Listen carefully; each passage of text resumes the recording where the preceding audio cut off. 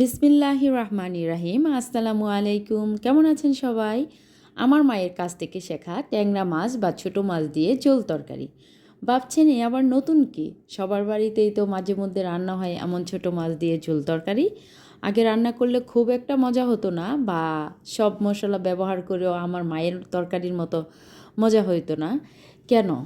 বা বড়দের মতো, যেমন আমার বড় আপুদের মতো বা আমার শাশুড়িরা তরকারি করলেই মজা হয়, আমি রান্না করলে কেন মজা হয় না, বা বাজে হয়, খাওয়া যায় না, স্বাদ হয় না, এমন অনেক প্রশ্ন করতাম নিজেকে। তবে এখনও রান্না করলে যে অনেক ভালো হয় তাও বলছি না, তবে কিছুটা মজা হয়, খেতে পারি। তাই আজকে রান্না করব আমার মায়ের কাছ থেকে শেখা খুবই সাধারণ ট্যাংরা মাছ দিয়ে পটলের ঝোল তরকারি। আর পটলের ঝোল তরকারি রান্না করতে তো অবশ্যই পটল লাগবে, আর এর সাথে যেহেতু আমি আজকে ছোটো মাছ দিয়ে রান্না করব, তো ছোটো মাছগুলি ফ্রিজে ছিল, ট্যাংরা মাছ, তো ওই ট্যাংরা মাছগুলো আমি নিয়ে নিয়েছি। প্রথমেই তো ট্যাংরা মাছগুলো আমি ভিজিয়ে নিয়েছি।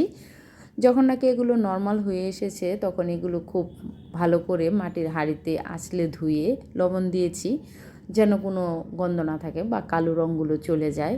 তো যখন নাকি ধোয়া হয়েছে একদম পানি ঝেড়ে নিয়ে আমি প্রথমে মাছটা ভাজার জন্য এর মাঝে হলুদের গুঁড়া আর লবণ দিয়ে মাখিয়ে নিয়েছি, আর খুব সুন্দর করে আমি নিজেই মাছগুলো ভেজে নিচ্ছি।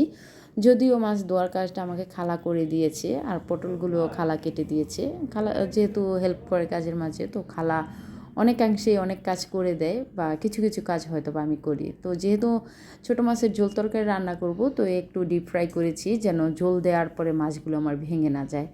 আর যেহেতু তরকারির পরিমাণ দেখে খুব অনেক মনে হচ্ছে না, একেবারে অল্প, যেহেতু একা খাবো, বাসায় কেউ নেই, আব্বু আম্মু সবাই গ্রামে চলে গেছে। এখন যেহেতু আমি একা, তো আমার আজকে তরকারির পরিমাণটা খুবই কম, কিন্তু মাছের পরিমাণটা বেশি। মাছের পরিমাণটা বেশি হওয়ার কারণ হচ্ছে প্রথমে ভেবেছিলাম আমি ভাজা মাছ খাবো, কিন্তু কাজের চাপে মানে একটা মাছ খেতে পেরেছি, পরে আর খাওয়া হয়নি, শুধু রান্নার দিকেই ঝুঁকেছিলাম।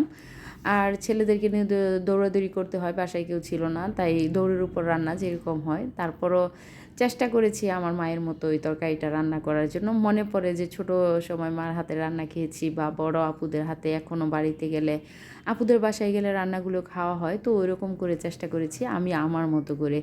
তো যখন নাকি আমার তরকারি মশলা কষানো হয়ে গিয়েছে, তো এটার মধ্যে আমি ঝোল দিয়ে সাথে সাথে আমি ছোটো মাছগুলো দিয়ে দিয়েছি।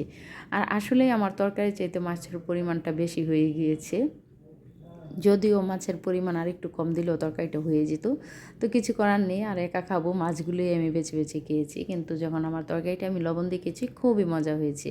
আর এখন আমি দুপুরের খাবার খাবো, সেজন্য আমি তরকারিটা বেড়ে নিয়েছি বাটিতে। তো ভালো থাকবেন সবাই, সুস্থ থাকবেন, আমার জন্য দোয়া করবেন, আপনারা সবাই ভালো থাকবেন। আল্লাহ হাফেজ।